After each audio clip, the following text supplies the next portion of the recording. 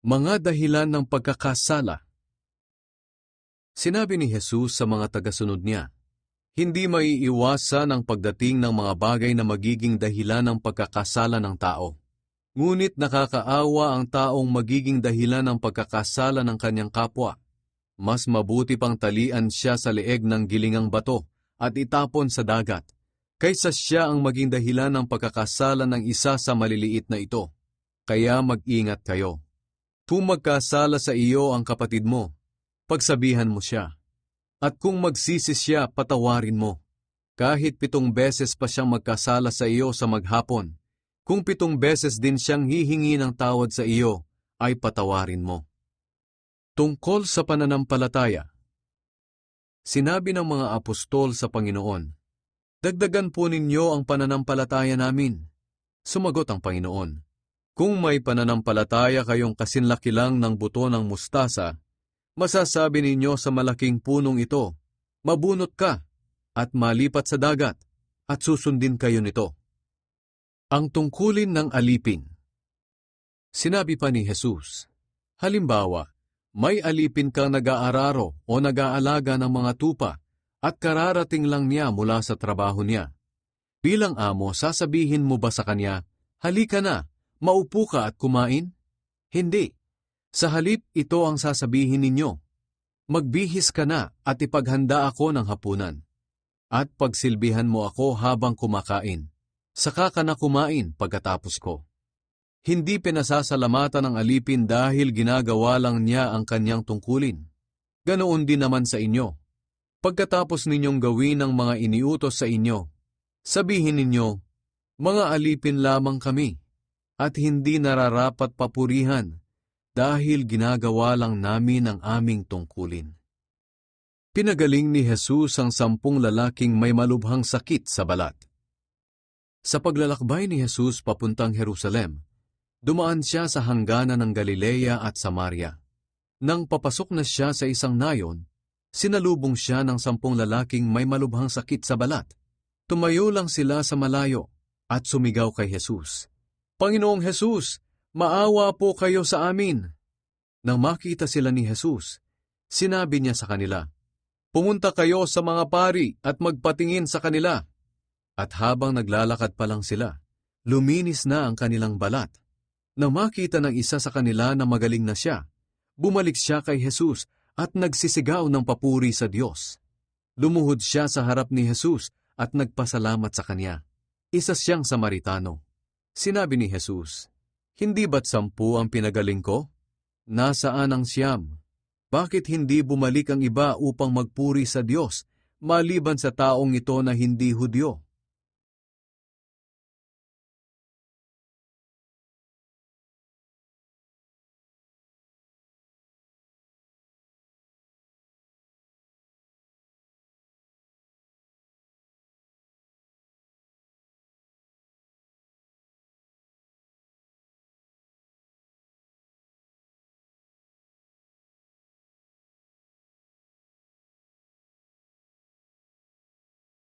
Sinabi niya sa lalaki, tumayo ka at umuwi na.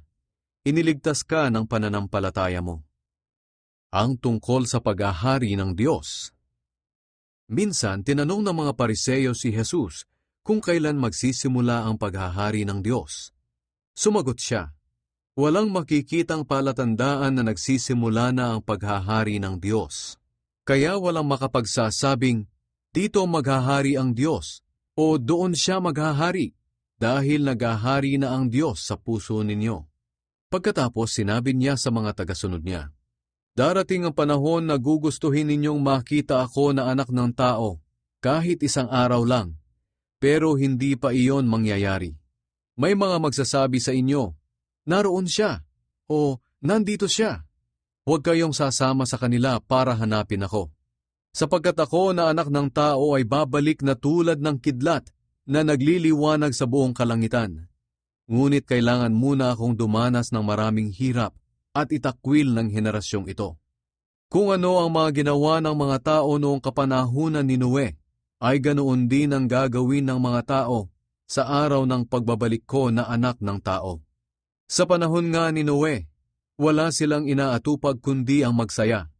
Nagkakainan sila, nagiinuman at nag-aasawa. Hanggang sa araw na pumasok si Noe sa barko. Dumating ang baha at nalunod silang lahat. Ganoon din noong kapanahunan ni Lot. Ang mga tao'y nagkakainan, nagiinuman, nagnenegosyo, nagsasaka, at nagtatayo ng mga bahay. Hanggang sa araw na umalis si Lot sa Sodom. At pagkatapos, umulan ng apoy at asupre mula sa langit, at namatay silang lahat doon sa Sodom. Ganyan din ang mangyayari sa araw ng pagbabalik ko na anak ng tao. Sa araw na iyon, ang nasa labas ng bahay ay huwag nang pumasok para kumuha ng mga ari-arian niya. Ang nasa bukid ay huwag nang umuwi. Alalahanin ninyo ang nangyari sa asawa ni Lot, sapagkat ang taong naghahangad magligtas ng kanyang buhay ay mawawalan nito. Ngunit ang taong nagnanais mag-alay ng kanyang buhay alang-alang sa akin ay magkakaroon ng buhay na walang hanggan. Sinasabi ko sa inyo, sa gabing iyon, kapag may dalawang natutulog na magkatabi, maaaring kukunin ang isa at iiwan ang isa. Sa dalawang babaeng magkasamang naggigiling, kukunin ang isa at iiwan ang isa. At kapag may dalawang lalaking nagtatrabaho sa bukid, maaaring kukunin ang isa at iiwan ang isa. Tinanong siya ng mga tagasunod niya, "Saan po ito mangyayari, Panginoon?" Sumagot siya sa pamamagitan ng kasabihan, "Kung saan may bangkay, doon naguumpukan ang mga buwitre."